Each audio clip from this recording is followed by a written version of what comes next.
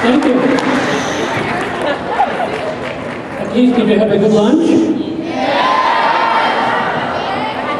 Now visualize it this young as you are without food. Can you imagine how that would be? Okay?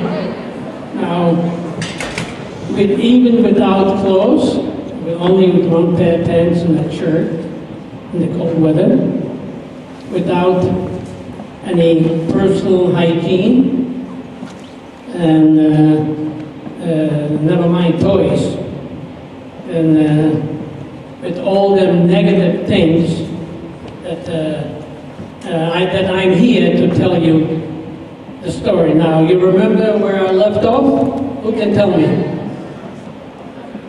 Go ahead. Didn't you leave off at the part where, like, no, never mind. That wasn't me. Yes. Oh, yeah, with General Patton and General Eisenhower. Okay, thank you. You remember more than I do. So anyway, when President Eisenhower, General Eisenhower, of course he became president, he was one of the best generals in World War II, and he said no fences around it. We were really, really happy. Now, when they picked us up to go to that camp, we went to a camp called Feldafing. Feldafing was an army barrack, and that's the time I told you we was robbing the trains with the suitcases. I had no idea where it was in the suitcases, but whatever it was, all the people got it, and we hardly got anything from it because they told us what to do and we did it. So anyway, as we were going there to Feldafing, after the liberation, in 1945, in April of 95, people start going out from the 20s to the 30s to the 40s, and they got married. Now, 1 year later, there must have been about 1,000 more babies in that camp as any year before. Now, I have to go forward now so you understand what I'm saying. A few months ago, I think it was in February, I spoke at Mount Olives College. Anybody heard Mount Olives College? Yeah, I spoke over there at the college, and the professors and some town people. Now, after I spoke, after everybody asked me some question, I saw a lady with a cane working towards me. And she came over to me and she said, "Mr. Piasek, I was one of the babies." I said, "Oh my God, I don't believe it," in the same camp. So I never asked her name, and I have no idea who she was, but she was born in the end of 1946 or beginning of 47. And that was something I never expected. Well, anyway, that's as far as I know from her. She never got in touch with me. And in that camp, they took us to school. They taught us to read and write again because I finished, I didn't graduate at 12 years old. I was in 4th grade, but I spoke really two languages. I spoke not Hebrew, that's a word, the Jewish language is a language of all nationalities put together. I call it a Mongol language. So that's where I spoke, and Polish, read and write. So anyway, they taught us that, and a few in the early 1947, they asked me if I want to guard the camp where we were in. So I volunteered to guard the camp because we had a camp over there that in Fedlavink, and nobody should go in terrorize us. So that's what happened. And they asked us, the younger kids from 14 to 16, where do you want to go? And I said, what is my choice? They said, you can go to Palestine.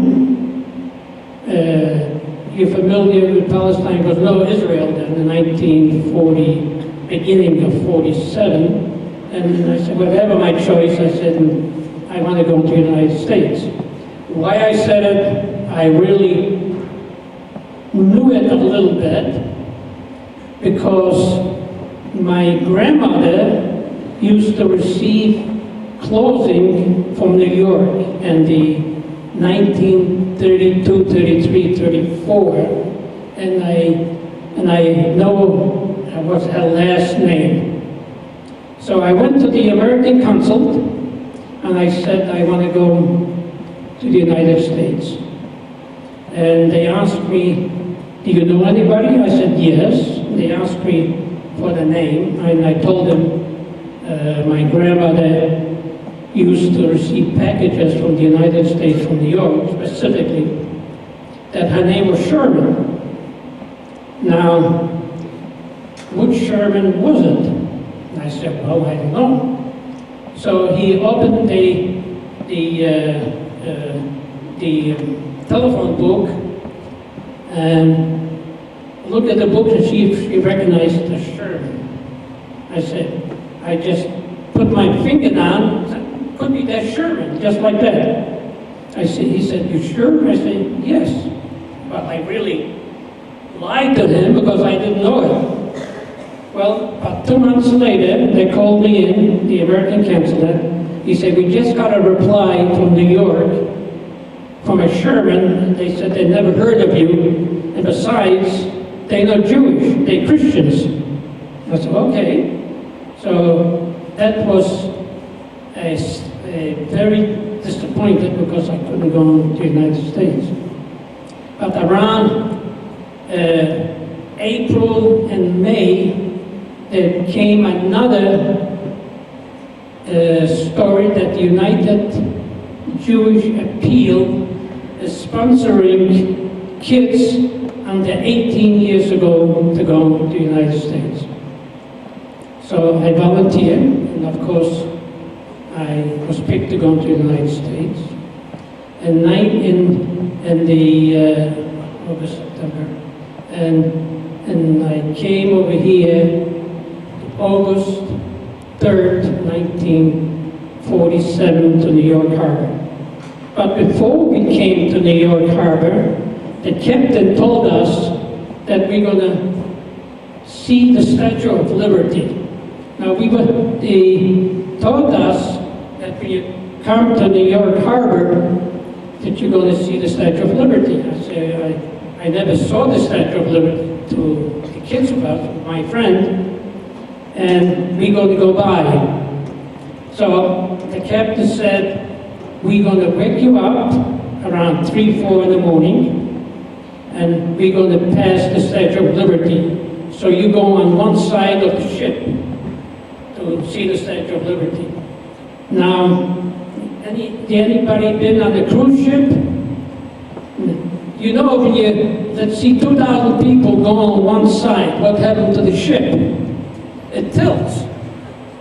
So the ship was tilting, and the captain yelled out the screen, go on the other side, because they're afraid the ship is going to tilt at the ocean.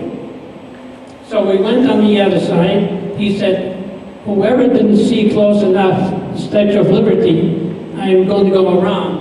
And sure enough, he did go around. Well, I arrived in New York City. They assigned us to a hotel, and that was around Monday. And I stood there at the hotel with a few friends. Then we decided to go on a Saturday. We decided to go to Times Square. If you've ever been to Times Square, it's a lot of fun, especially in 1947, wasn't as much traffic as you see today. And we were walking down on Saturday. Now, as me and my friend were walking, I saw what looks like a $20 bill. Wow, I said $20, I never saw a $20 bill. The highest I saw was $5, what he gave me. So I was taught as a kid in Hebrew school that Jewish kids don't pick up money on Saturday. So I said to myself, what should I do? But my friend didn't see it. So what I did is I stepped on it. Okay? I stepped, and my friend said, what are you doing? I said, nothing. I said, well, I like to stay here until the first star came out. When it's dark, you can pick it up. Well, guess what happened? The night came, the star was there. I bent down and picked up. It was a $20 play money. The guy said, oh my God. I said, what the heck did I do this for to myself? And he said, that's why you were spending a $20. And I said, well, you guessed it, you know. So anyway, from now on, I say, if I see money on Saturday, I'll pick it up. So anyway, after I came to New York, and then they asked me, you cannot stay in New York.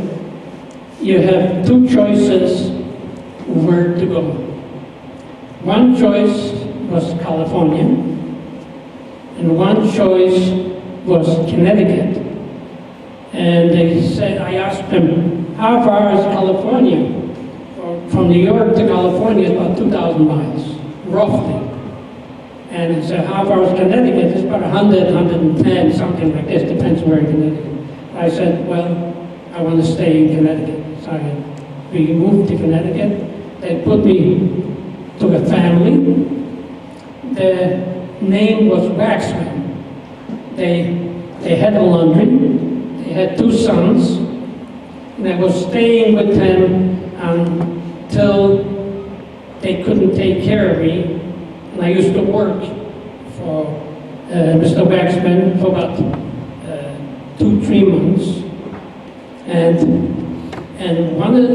we were sitting down at the table for dinner, and one of the sons choked on a piece of chicken bone.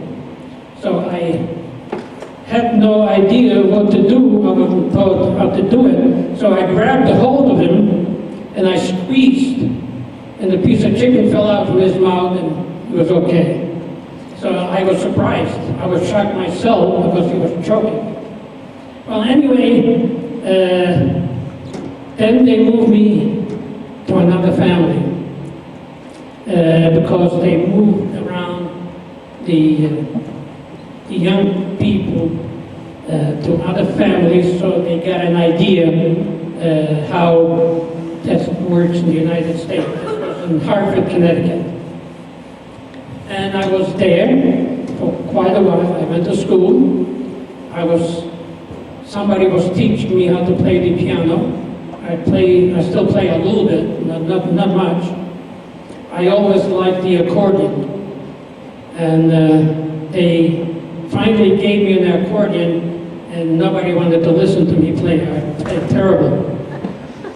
So anyway, one day as I was standing in that house, a friend of mine was talking on the phone to a girl. And I said to him, "Who are you talking to?" He said, "He's talking to his girlfriend." I said, "After you finish, can I talk to her?" Okay? And he said, "Sure." So I haven't had a conversation with him, and I said I was watching my friend on one side, and maybe he shouldn't hear me. I said, "Would you go out with me?" And she said, "Yes." So we went out. I didn't tell my friend. I had to take a bus. I had no car, of course. And we went out to a place where you buy the little tiny hamburgers. What is that? Castle Burger. Yeah, tiny hamburgers in Hartford, Connecticut. I only had maybe 75 cents in my pocket, and she had a quarter in her pocket. So we bought a hamburger at a tiny band. I think it was 10 cents each. And we ate, and she went home on a bus to New Britain, Connecticut. It was about 10 miles, and I went back to my place. And I said, "I went out with your friend," and I told him. He was a little bit disappointed, but he didn't say much. He asked me, "How do you like it?" I said, I don't like it. So another friend heard me say that. He said, "Can I go out with her?" I said, "Well, let me go out one more time. If I didn't like it then, you can go out with her." And I went out. At that time I had more than $2 in my pocket, so we had a real hamburger. And we became close friends. That was in 1948, around April, May, something like this. And we got really acquainted. And in 1949, we got married. So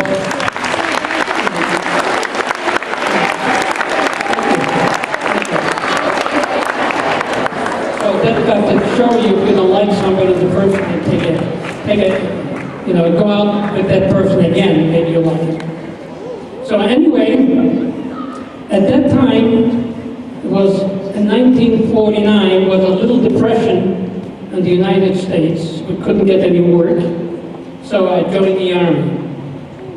Now, in the Army, I had a German sergeant. He was born here.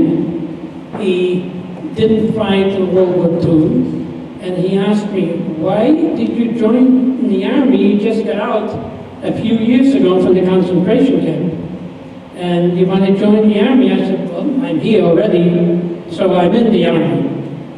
So I was standing in the Army, and at that time, my wife got pregnant with my son, and at that time was no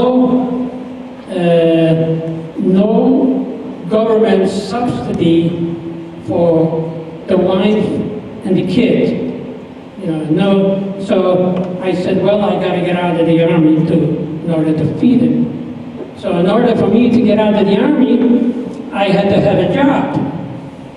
So my wife's sister's friend find me a job to go in to the baking business. I had no idea what the baking business was in 1951. Now, at that time, can imagine a donut was 2 cents. Okay? That's right. A dozen donuts was 12 cents. Okay? Sometimes you can get it for 8 cents if you have a special. Okay? A cup of coffee was 2 cents. Okay? My first paying job was $18 a week for 40 to 52 hours a week. Okay, so you can imagine maybe about 20, 25 cents an hour. So at that time, you can imagine it wasn't like today that you couldn't live by, but people lived on that. Well, anyway, I got out from the army. I went to work at the bakery, and I worked at the bakery. As a matter of fact, I'm still working 1 day a week at the bakery today near the airport. I had my own bakery. Then, for 16 years, I had about 6, 7 people working for me. And I made a good living. So I didn't know too much about the business. So one day a guy came in, and you have to be very careful. He said he needs 1,000 loaves of bread. I said, well, that's good business.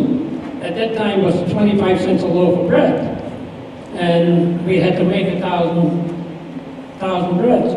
He said, well, I want to pay you now.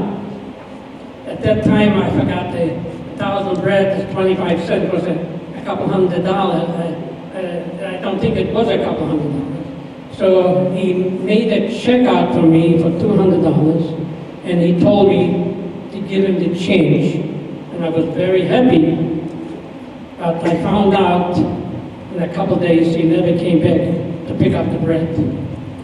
Okay, and he really gave me a good lesson not to just be very careful if strangers came in and they give you such a checks. Even today is something going on. So anyway, so I worked over there. My kids grew bigger, and they graduated from high school. And my son went to Quinnipiac College. He opened up a radio station in the Quinnipiac College, and he was broadcasting from the college only on the campus because they couldn't go out the perimeter from the college. So he worked there for about 3-4 years, and he was working at daytime, and I was working at nighttime. So I said to him, instead of sleeping on campus in Quinnipiac, it was only about 45-minute ride. I said, you can stay home, you can save some money. He said, Dad, we're not going to get along because you sleep in the daytime and I don't sleep in the daytime, I sleep at the nighttime. So he moved to New York. He got a job in New York, and the first job he became a manager as one of the New York prestigious radio. And who came in to that radio? It's Howard Stern. You're familiar who Howard Stern is, aren't you? Okay. Now he was the boss for Howard Stern. He told him what to do. And Howard Stern almost got fired by him because he was very, very dry. He couldn't get the audience. So my son told him, Howard, get on it, otherwise you're going to be here long enough. And see what happened today with him. He left, he left the bank with a lot of, I guess about $5 million or maybe more than. Well, anyway, as my son was working, he got a call Nickelodeon. I bet you everybody over here was watching Nickelodeon. Yeah, okay? Now whatever you watched Nickelodeon, my son produced it. Whatever you saw on television, he was one behind the scene. He put the tape together, and whatever you were watching, he put it together. Now, he was working there. Thank you.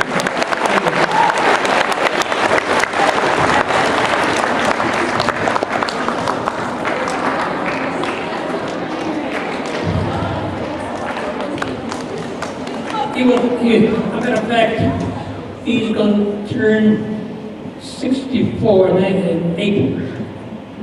And he's still working, not full-time, but as an advisor to Nickelodeon today. Now, after Nickelodeon, he went to get his doctorate degree, and he became a professor of history and a professor of another thing, I hardly say the word.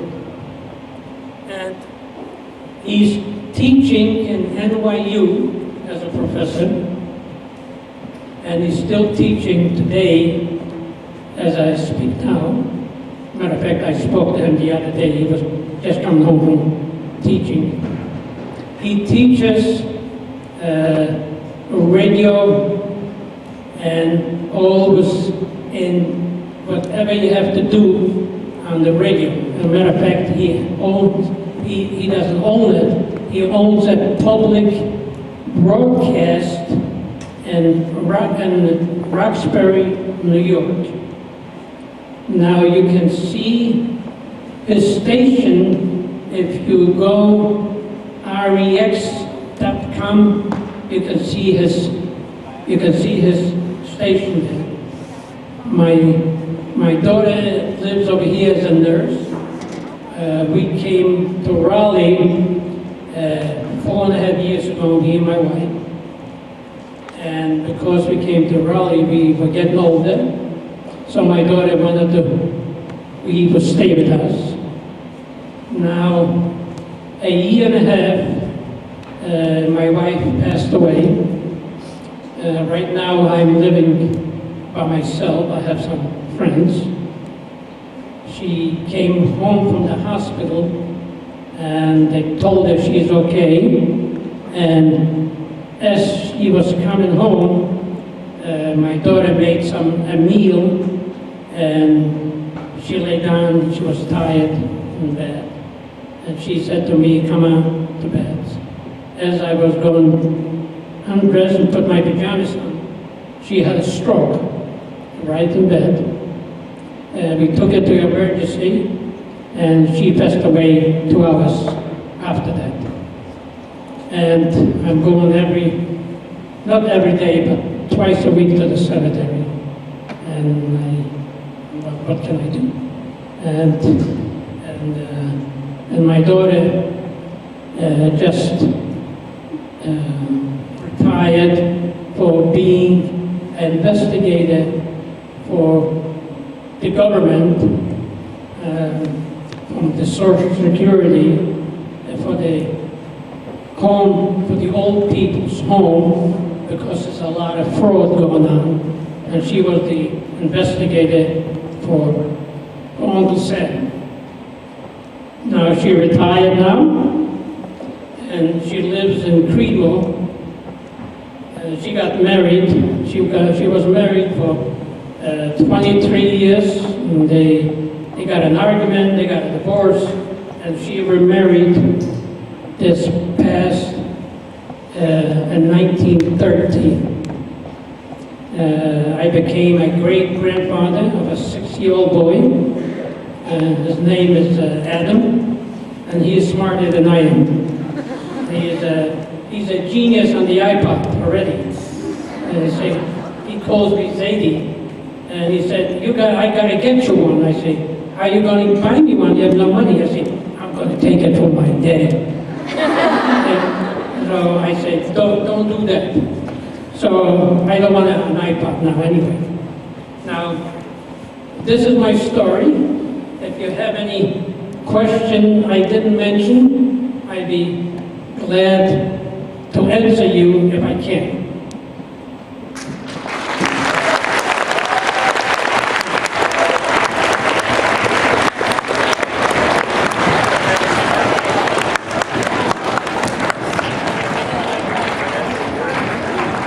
Well,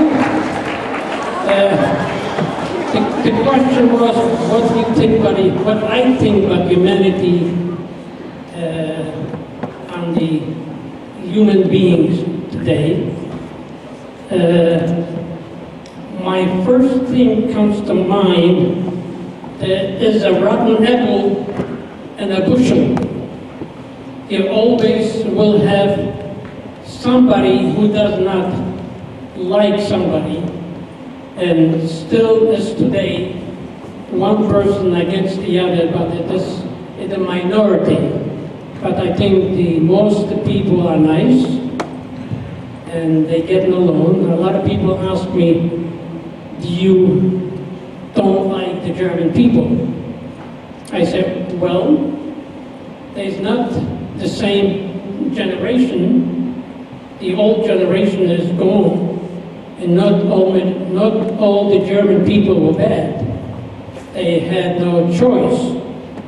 They had to go along with some of their thinking, the Nazis' thinking, because otherwise they would lose their lives. And I have quite a few German friends, and that's what I think about humanity. And overall, humanity it's good. It's a diversity, different people, different opinion. That's what we need.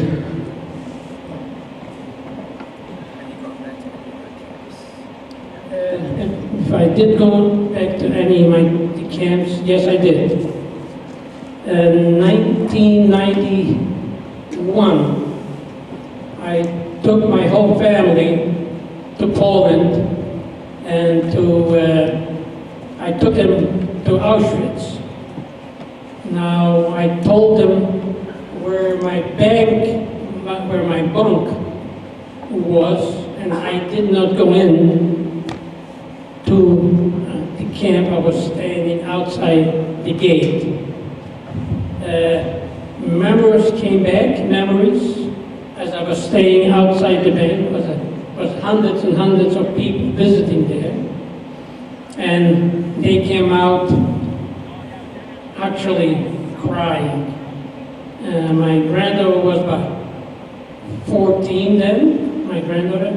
My grandson he must have been about 12, almost 13, and my daughter-in-law was pregnant with my grandson at that time, and I didn't go in there at all. What are your thoughts on them being that generation to fear for their like them being less first Holocaust and stuff? What do they take away? Well, the question was, what you can take away as the Holocaust survivors pass on. The only thing I could say is be yourself, be patient,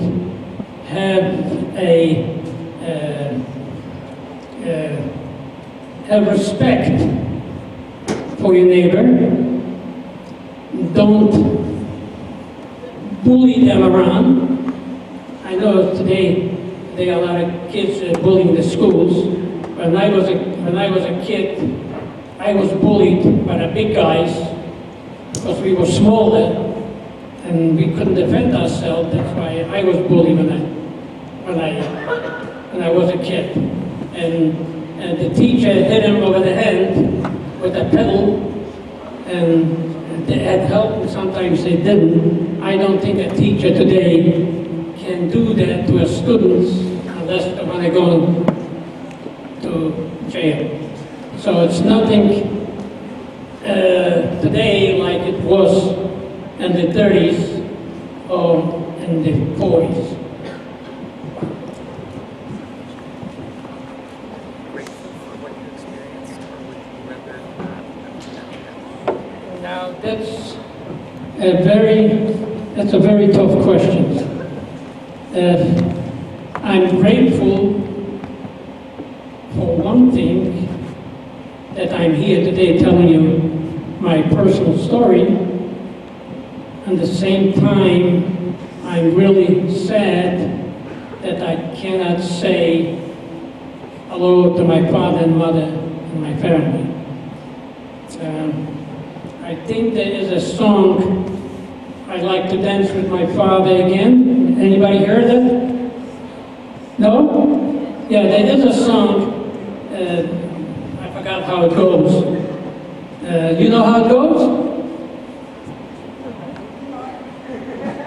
No? I said, this guy's father passed away, and this guy is singing, I want to dance with my father again. Every time I hear it, I get a frog in my throat. So that's how I feel.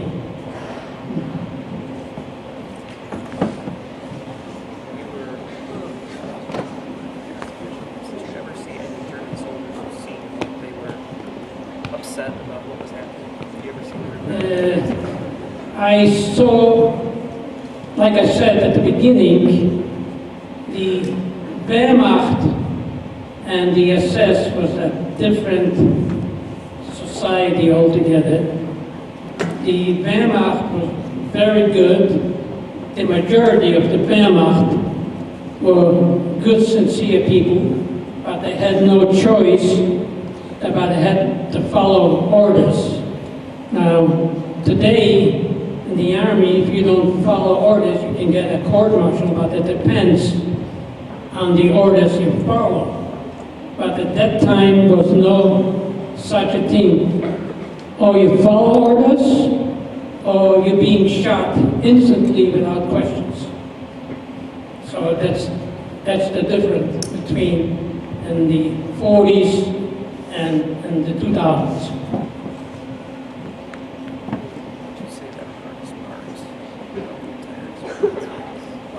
What was my hardest part of the journey? The hardest part when they took me away, I had no idea where I was going. I had no idea that I would survive. That was very difficult. If they take away any of you, they grab you and you don't see your loved ones forever. Now, in a situation like this, actually I didn't know what to do, but I had friends of mine, but they helped me through, but they were a couple years older than I am, and they really, like them two guys, would help me through the war, and that's what my real help, and I'm grateful for what they did to me.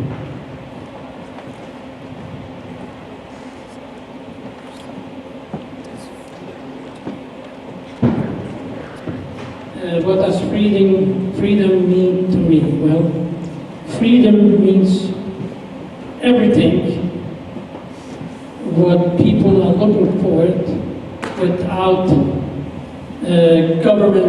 government interfering. I really don't like, not only here, but it's all over the world. In a lot of countries, government tells you what to do. My belief is on the gun control. I think people would like to have, that every household should have but you gotta be very, very careful for the young kids. They shouldn't get a hold of it. Now, I have permits to carry a pistol with me, but I don't carry it. And I used to be a volunteer sheriff in West Palm Beach for 11 years. And when I moved over here in 2009, I was going to volunteer for the sheriff, but that didn't materialize. Besides, I don't drive at night. If I do, it's very hardly any, because I'm getting older. My vision is not so good at nighttime, but the freedom is do to others what others wanted to do to you. Be friendly, be courteous, be understanding, and listen to what other people tell you, but listen before you answer that question.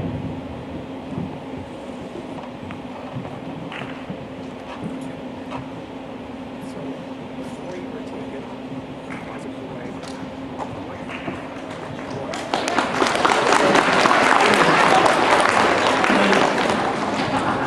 Now, before the question was what I was thinking to do before they took me away before the war.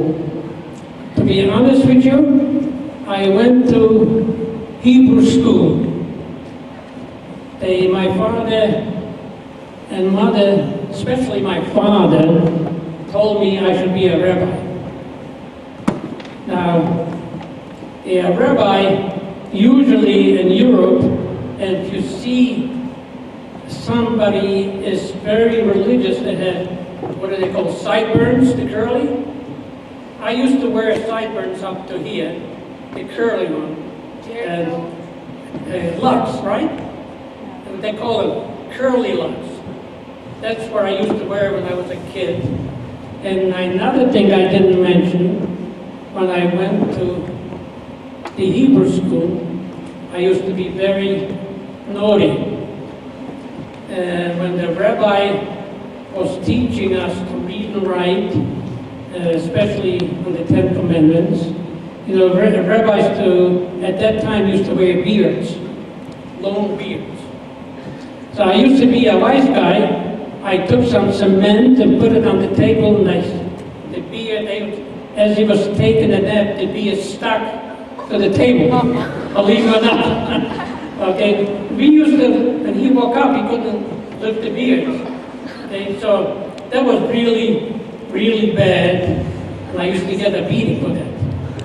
And when I came home, the rabbi went over to my house and he said, "Look what your son and some other his friend did to me."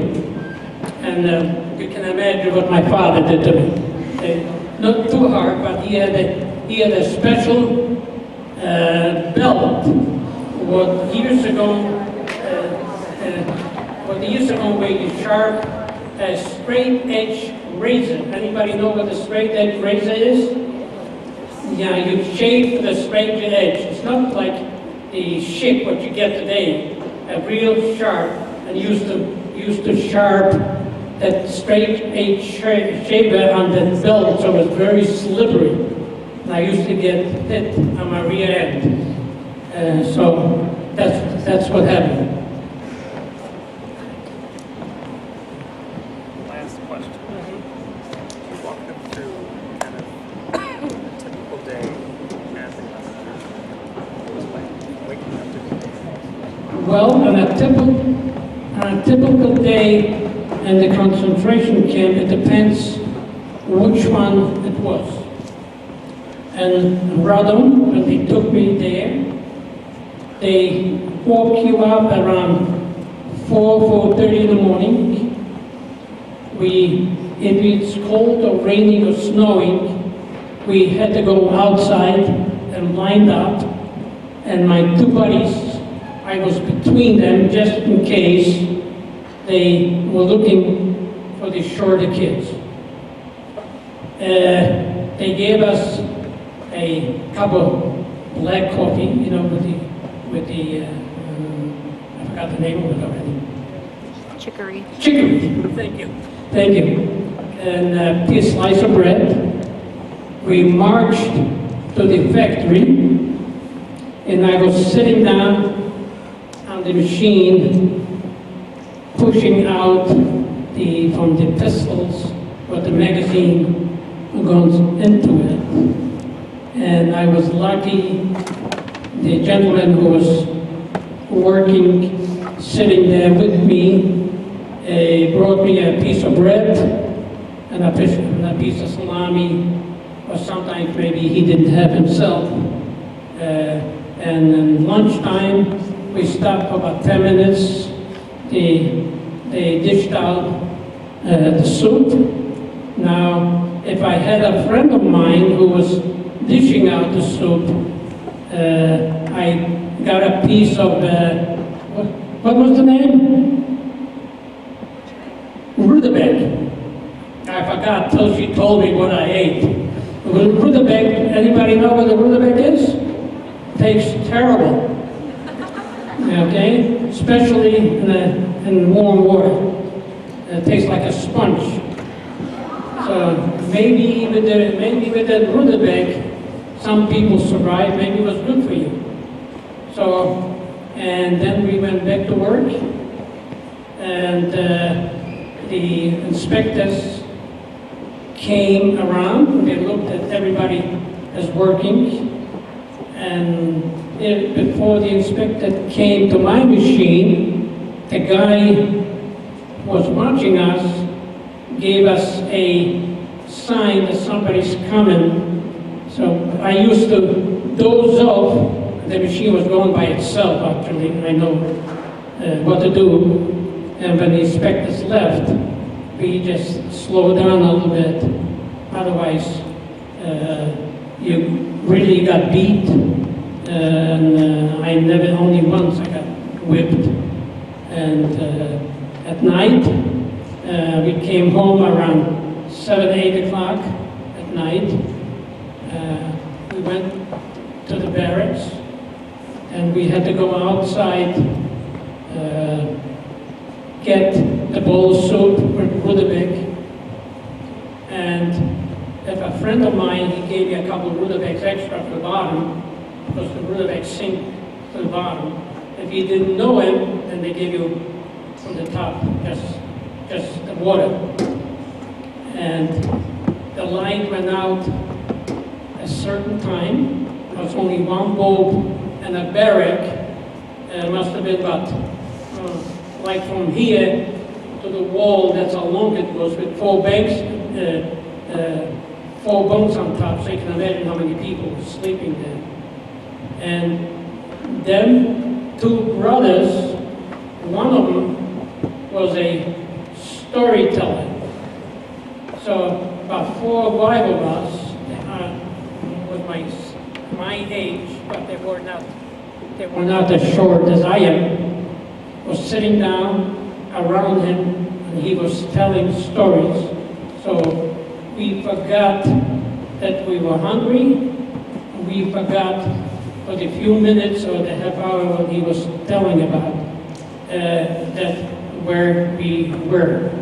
And that's how almost every night was like that.